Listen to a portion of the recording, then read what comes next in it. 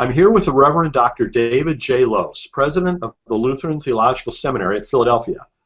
Beginning in 2000, David was a member of the preaching faculty at Luther Seminary, served there as academic dean from 2005 through 2008, and led the creative team that developed workingpreacher.org. The author of a half-dozen books, his latest volume is Making Sense of the Christian Life. Thank you, David, for joining us today. Oh, my pleasure, Brian. As you know, Frederick Buechner will soon be turning 90 years old. Is there anything you would like to wish him for this great milestone?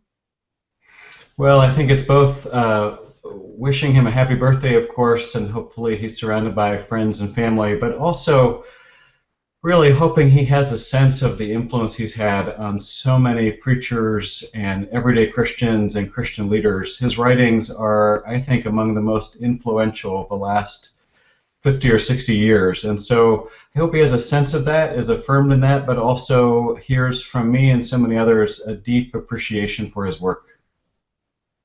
Well, thank you very much, David. I'm sure Mr. Buechner will greatly appreciate hearing from you.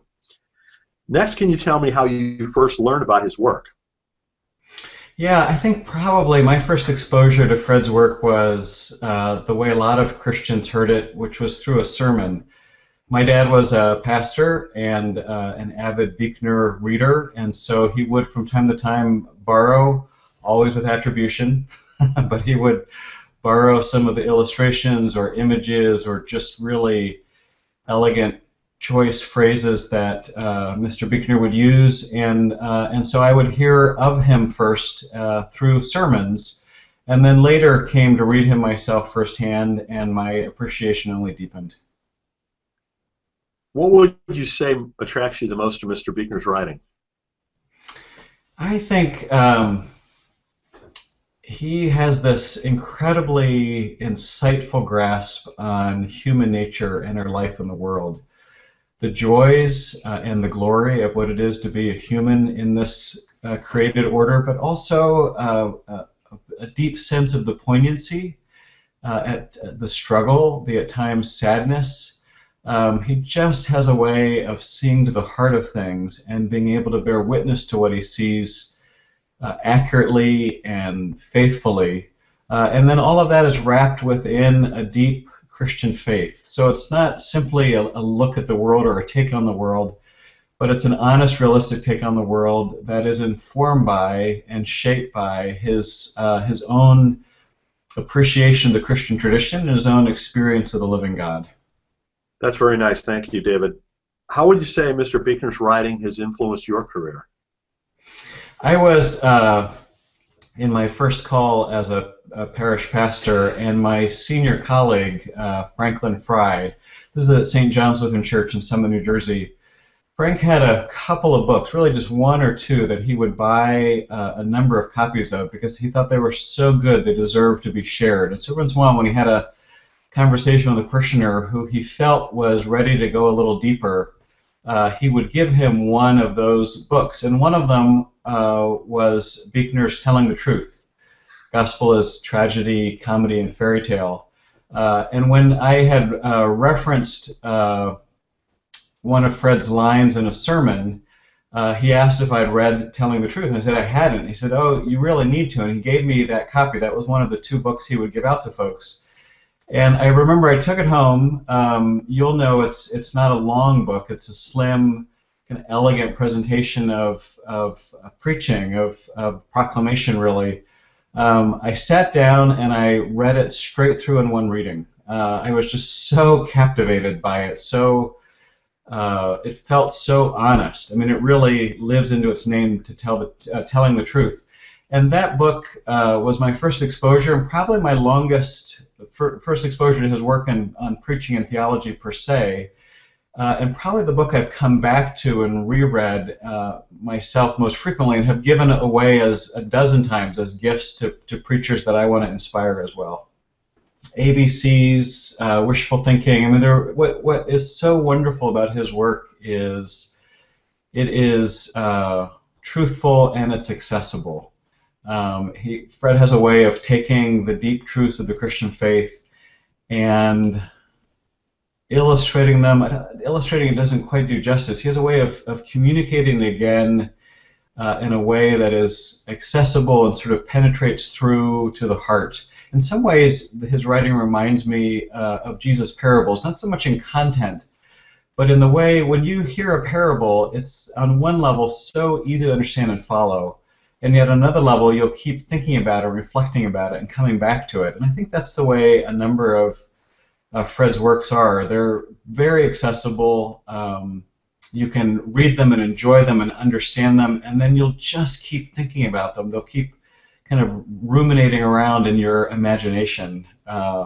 So I'm hard pressed to say what's second, but Telling the Truth is a clear favorite. In fact, I remember not only reading it and enjoying it, being influenced by Telling the Truth in my own preaching, but also referencing it in my doctoral dissertation, because I thought he captured so eloquently and elegantly the dynamic that happens when God gets involved, and the way we first recognize the hopelessness of our situation, but then are brought to a recognition of the joy, and it's of course comedy, and not in the funny sense, but in the joyful ending sense.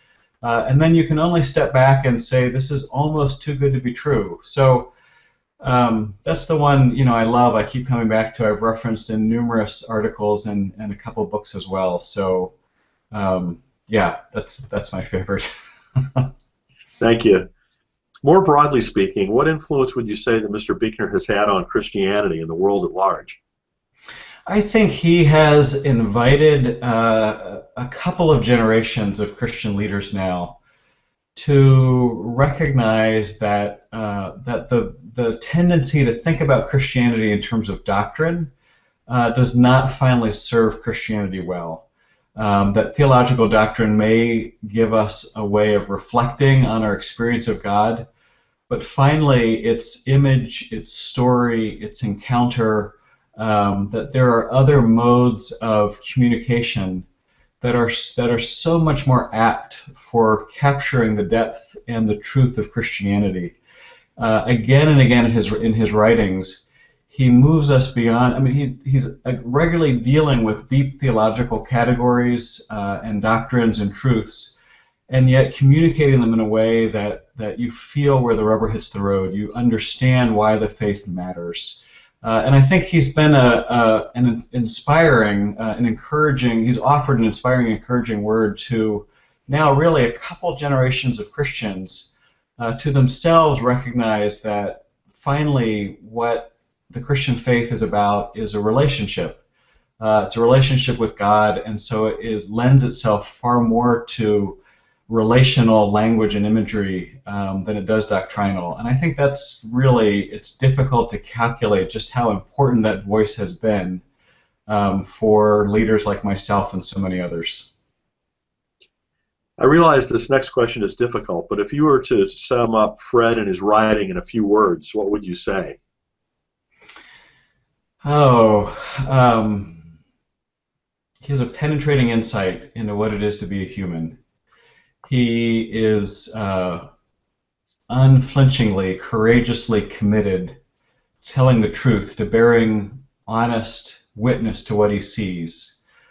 And he does all of that with the elegance of a novelist and a writer and crafter of words. So insightful, truthful, and an unparalleled craftsman with language. Well, this has been wonderful, David. Is there anything else that you'd like to say before we finish up?